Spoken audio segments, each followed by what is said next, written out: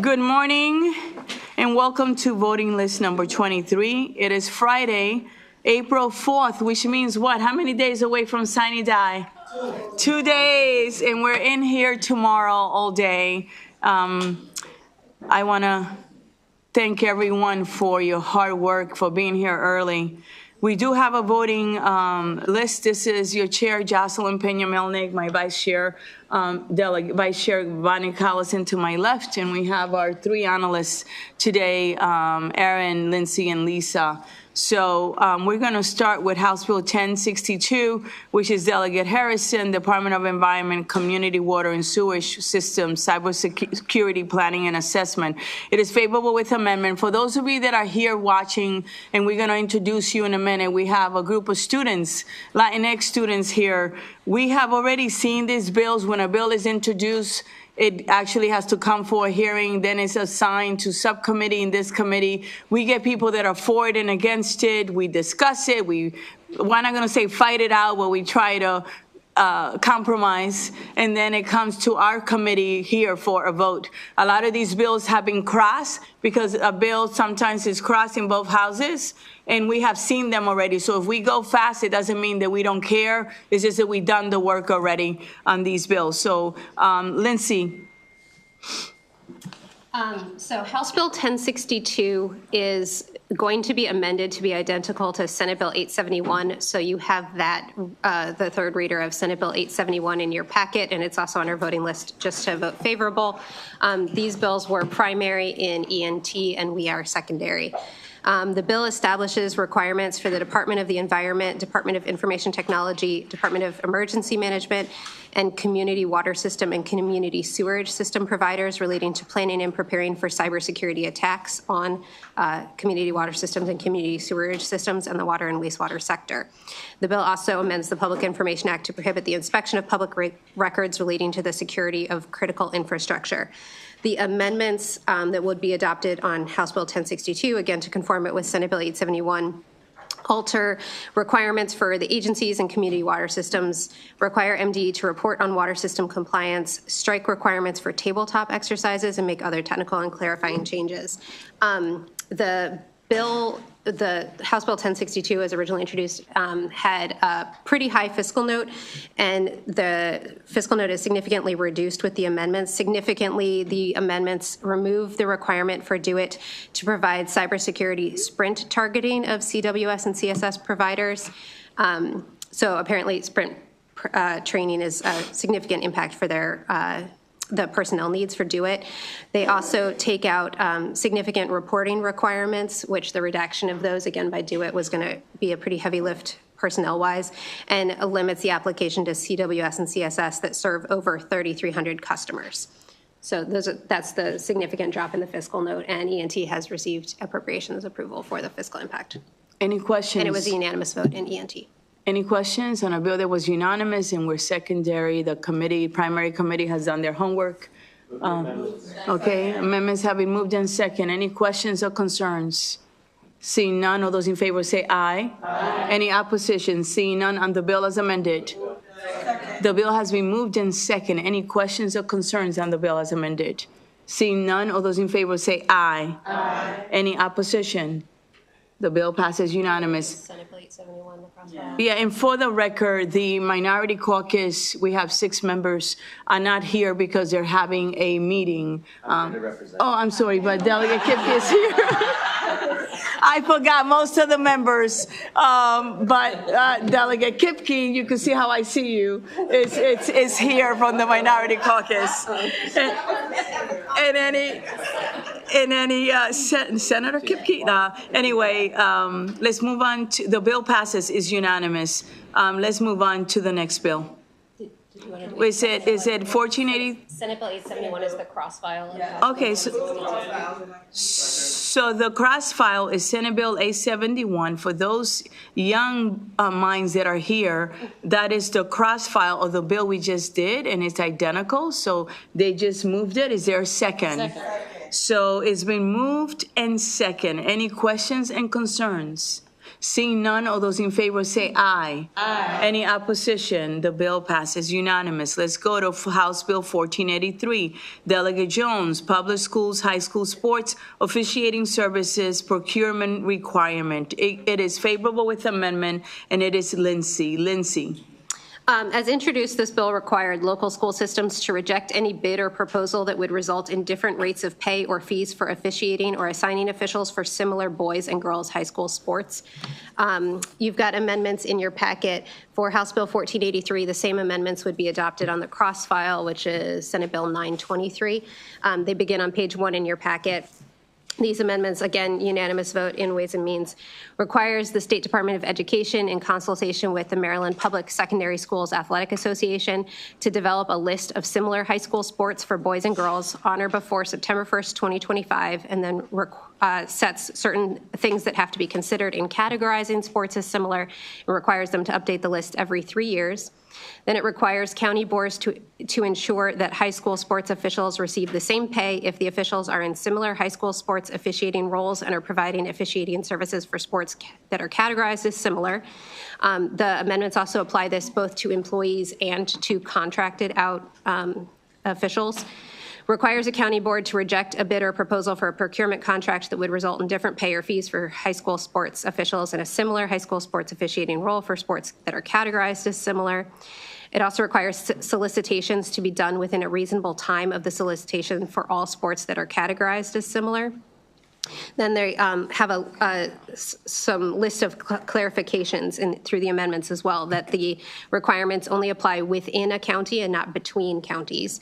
There is no effect on the grouping of sports together for any purpose other than the payment of officials or fees that are signed through contracts, and specify that it cannot be construed to prohibit fees outside of a procurement contract as a bonus to high school sports officials. The amendments allow local school systems, to extend the term of a contract to align contract timelines for similar boys and girls sports, but not beyond July 1st, 2029, and then clarifies that except for those extensions, the bill does not apply to contracts entered into before the effective date of the bill. Okay, any questions or concerns on this bill? Move the amendments. The amendments have been moved and second. Any concerns, questions? Seeing none, all those in favor say aye. Aye. Any opposition to the amendments? Seeing none, on the bill as amended? Second. Bill has been moved and it's been second as amended. Any questions or concerns? Seeing none, all those in favor say aye. Aye. Any opposition? The bill passes unanimous and we're secondary on that bill. Let's go to Senate Bill and to those.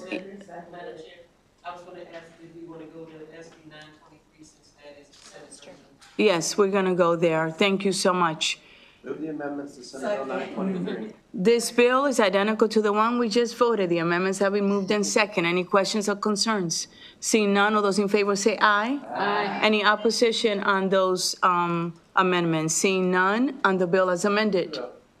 Bill has been moved in second. Questions or concerns? Seeing none, all those in favor say aye. Aye. Any opposition? Seeing none. And for those young, brilliant minds that are watching in this committee, we are secondary, which means that we're not the primary committee. If we were primary, we will be the ones that would vote first, and then the second committee votes and it comes back to us. We maintain that jurisdiction, that control. And that happens sometimes when the subject matter, it's in both committees, right? That is relevant. So that's why we're secondary on it, and they need the bill so the bill can go to the floor. So let's go to Senate Bill 646. Can I just say something? Because it is relevant to them. Sure. I just want to say this bill talks about the fact that for referees and people who are in sports, they're being treated and paid differently by sex. By the sex of the sport. So this makes it even so that people that are officiating, let's say male basketball and female basketball, both get paid the same. So it affects you in everything you do in your high school. Thank you. Thank you, Delegate Taveras, appreciate it. We're gonna go to Senate Bill 646. Senator Muse, health insurance, insulin prohibition, step therapy, or fail first protocol. It is favorable with amendment, and it is Lisa. Lisa. We've actually switched it to favorable. So Favorable, we've okay. discussed this bill before. It prohibits certain carriers from imposing a step therapy or fail first protocol for insulin that is approved by the FDA and used to treat type 1, type 2, or gestational diabetes. And we have had conversations about insulin and insulin analogs and whether or not we should include insulin analogs. And we had originally had information that insulin analogs were more expensive than insulin, but we have since been in contact with the MIA, who has informed us that they have never taken a formal position on this, but that they consider insulin analogs the same thing as insulin. So, and that they would, that the current cap on co-payments for $30 in the state would apply to insulin analogs as well as insulin. All right. So the Senate bill, as they sent it over, has the prohibition on step therapy and fail first protocols applying to both insulin and insulin analogs. Any questions or concerns? Oh, Delegate Johnson. So the co-pays are the same, but the analogs are still more expensive, correct?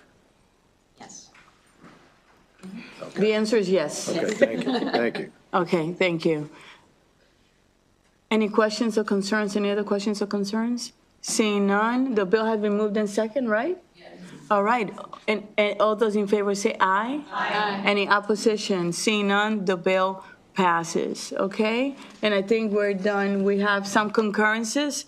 And for those young minds, brilliant minds in the committee, concurrences mean bills that have passed both houses, but they're not the same. There's been a change. It can be even a single word, a typo.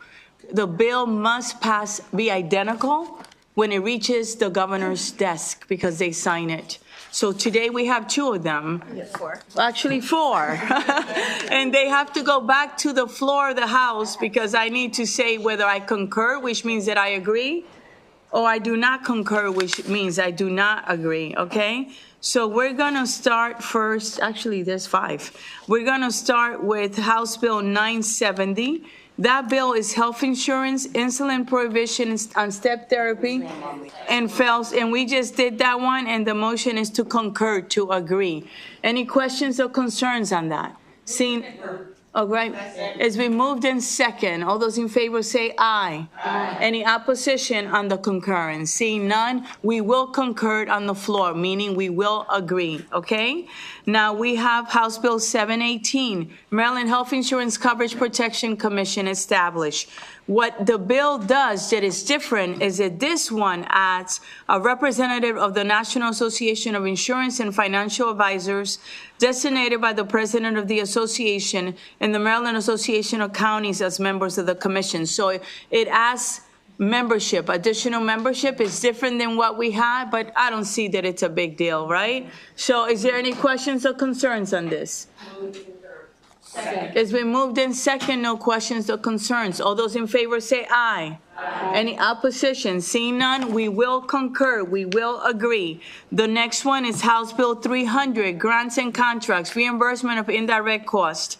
This bill, basically, the amendment confirms the bill to Senate Bill 127 as it passed HGO. And the amendment strikes language that will have required the Department of Budget and Management to study and report certain information for certain nonprofit organization, grant, or contract recipients or subrecipients, which means that it was going to be very expensive for them to do. And now they don't want to do it, so are we going to agree to remove that? I don't see a big deal by that. The bill is important. Are there any, is there a motion? It's been moved in second. Any questions or concerns? Seeing none, all those in favor say aye. Aye. Any opposition? We will concur. We have next House Bill 46. This is a departmental bill, which means for the brilliant minds in here that it wasn't one of us that brought it. It is there are different departments in Maryland, 25 different secretaries. So one of them wanted this bill, and the bill adds the administrator of the Motor Vehicle Administration as a member of a Cannabis Public Health Advisory Council. So what does the amendment do? The amendment adds the executive director of the Office of Social Equity or the executive director's designee as a member of the Cannabis Public Health Advisory Council. Again, adding membership. Any questions or concerns? Seeing none, it's been moved. Second. All those in favor say aye.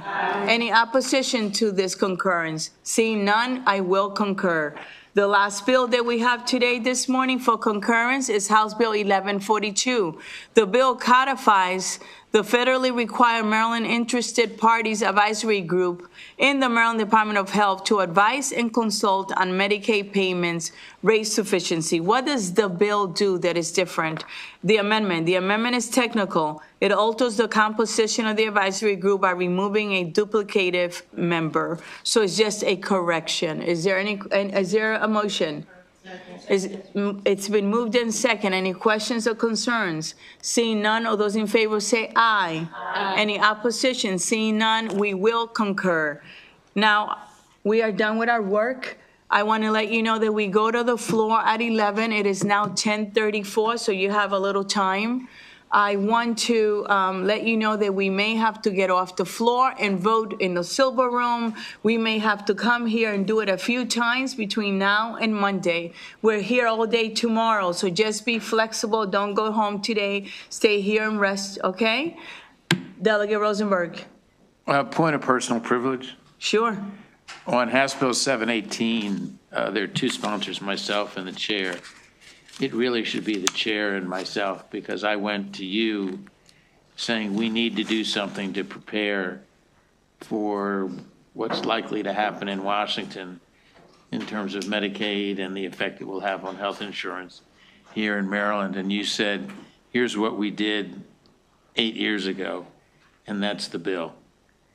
And I want to thank you for that. You're welcome. And let the committee know that. I think you're the right person to lead it, okay? Thank you.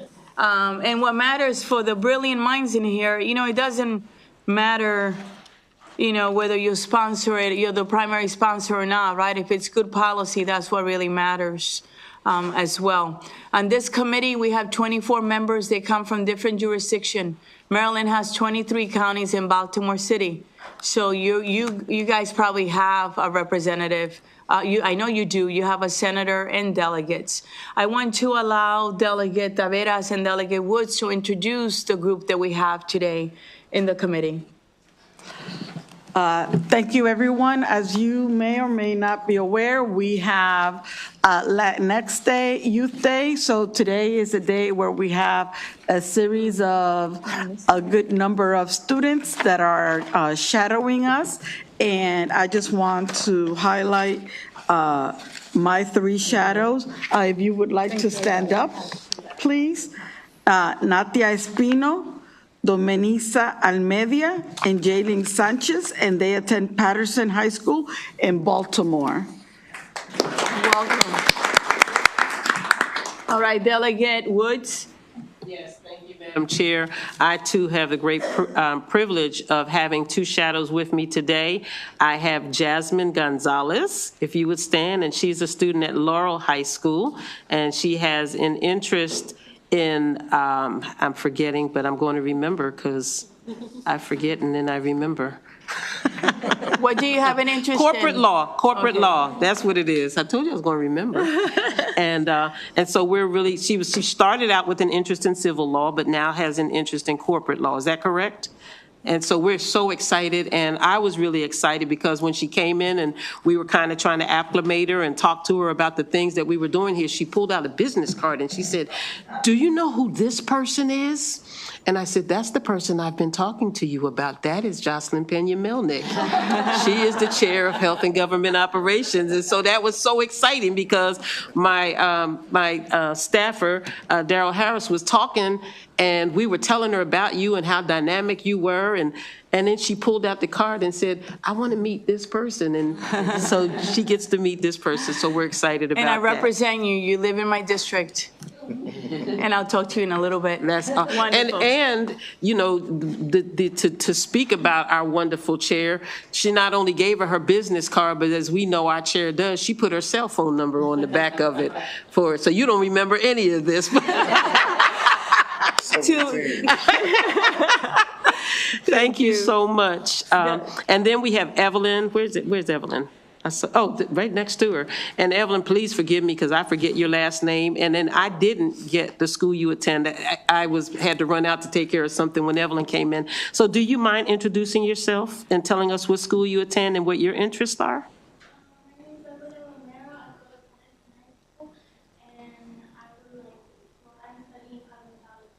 Awesome. Wonderful. Awesome. Thank you so much. Our pleasure. We do have Delegate Kaiser. Thank you, Madam Chair.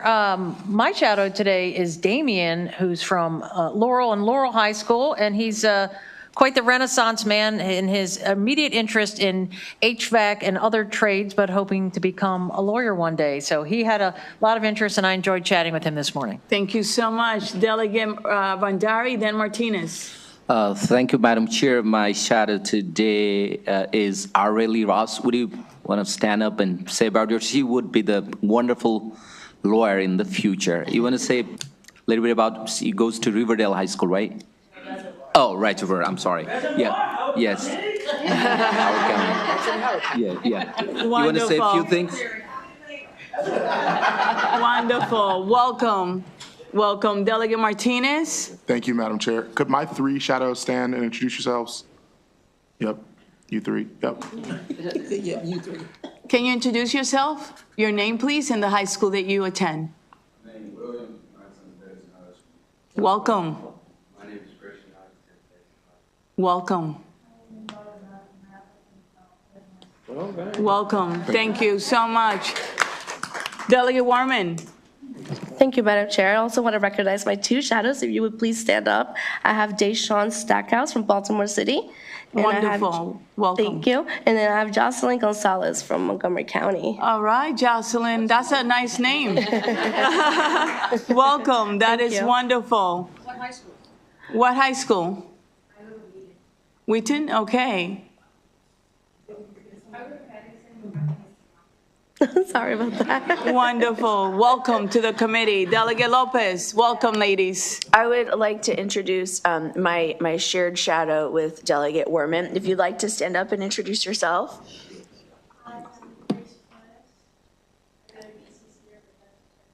She wants to be a marine biologist. I love that. Okay. And tell me, Delegate Ruth, who do you have? Thank you, Madam Chair. I have two wonderful shadows.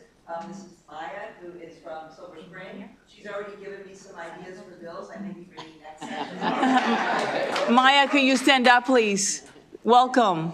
And this is Adriana. Hi, Adriana. Who is from Baltimore City. Wonderful. Adriana, tell me where you go to school, both of you.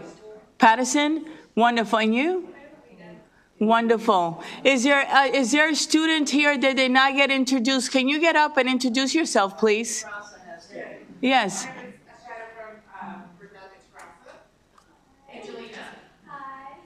Angelina, where do you go to school?